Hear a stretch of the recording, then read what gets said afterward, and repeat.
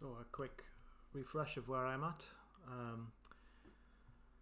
As you can see, I've been working on the graphics a little bit. The image on the right, the sphere and the background shader, which is drawn a spectrum analysis, is all code that I took from Shader Toy. Here's the pixel shader that does the spectrum analysis of the background. If I just run the sound for a moment.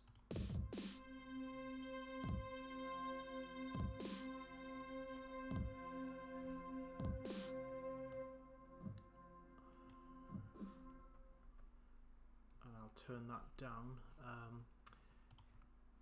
If you look at the spectrum analysis here, if I change the shader, you can actually see the texture that's being uploaded in the background. So this red area here, these 4 bands, the top 2 bands are the audio, the bottom 2 bands are the spectrum analysis that is being converted to a texture map and sent down to the pixel shader, and that's what this shader is sampling.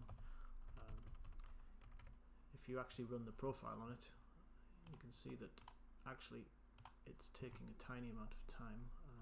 It's over here somewhere. This is the texture update. Obviously this isn't the graphics side, this is just what's happening on the CPU, but it's taking about 40 microseconds to send that texture off to the graphics chip, and then it's used later in the visual rendering here.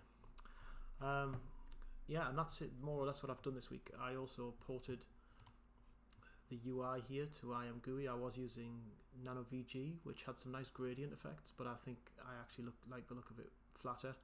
And using ImGui simplifies my life cross-platform, because this does run on a Mac and Linux, and I want to make sure that porting things across isn't as complicated as I could make it. The only thing with ImGui is they don't draw very nice line strokes, so I'm going to have to either fix this or wait for a patch, which is apparently coming. I also have problems with the graphs here. The curves aren't working because I'm using concave objects, and I need to dice them up into convex objects in order to draw this graph. But yeah, that's what I've been up to the last week or two.